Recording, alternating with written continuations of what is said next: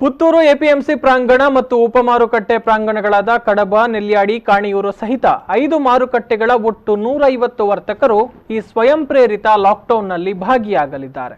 ಬೆಳಗ್ಗೆ 7 ಗಂಟೆಯಿಂದ ಮಧ್ಯಾಹ್ನ 2 ಗಂಟೆ ತನಕ ಎಂದಿನಂತೆ ವ್ಯಾಪಾರ ವಹಿವಾಟು ನಡೆಯಲಿದೆ. ಮಧ್ಯಾಹ್ನ ನಂತರ ಯಾವುದೇ ವಹಿವಾಟು ನಡೆಸದೇ ಇರಲು ಎಪಿಎಂಸಿ ವರ್ತಕರ ಸಂಘ ತೀರ್ಮಾನಿಸಿದೆ. ಈ ಬಗ್ಗೆ ಮಾಹಿತಿ ನೀಡಿದ ಎಪಿಎಂಸಿ ಅಧ್ಯಕ್ಷ ದಿನೇಶ್ ಮೆದು, ಎಪಿಎಂಸಿ ವರ್ತಕ ಸಂಘದ ಅಧ್ಯಕ್ಷ ರವೀಂದ್ರನಾಥ ರೈ ಬಳ್ಳಮಜಲು ಹಾಗೂ ಎಪಿಎಂಸಿ ವರ್ತಕ ಪ್ರತಿನಿಧಿ ಅಬ್ದುಲ್ ಶುಕೂರ್ ಅವರು ರಾಜ್ಯದ ವಿವಿಧ ಭಾಗಗಳಲ್ಲಿ ಕೊರೋನಾ ಹೆಮ್ಮಾರಿ ಅಬ್ಬರ ಹೆಚ್ಚಾಗ್ತಾ ಇರುವ ಕಾರಣ ಮೇ 30ರ ತನಕ ಎಪಿಎಂಸಿ ಪ್ರಾಂಗಣ ಮತ್ತು 5 ಉಪ ಪ್ರಾಂಗಣಗಳಲ್ಲಿ ಈ ಸ್ವಯಂ ಪ್ರೇರಿತ ಲಾಕ್ಡೌನ್ ಮಾಡಲು ನಿರ್ಧಾರ ಮಾಡಲಾಗಿದೆ ಅಂತ ಹೇಳಿದರು.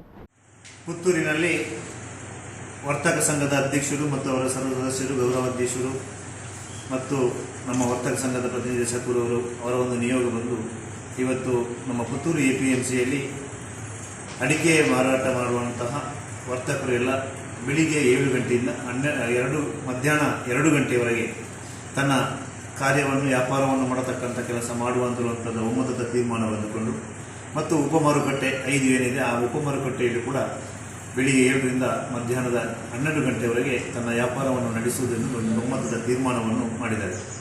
ಅದಕ್ಕೆ ಎಲ್ಲರೂ ರೈತರು ಕೂಡ ಸಹಕಾರ.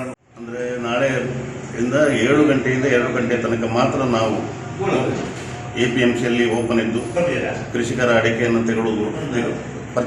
ತೆಗೊಳ್ಳುವುದಂತ ಮಾಡಿದ್ದೇವೆ. ಅದಕ್ಕೆ ಎಲ್ಲರೂ ಸಹಕರಿಸಬೇಕು.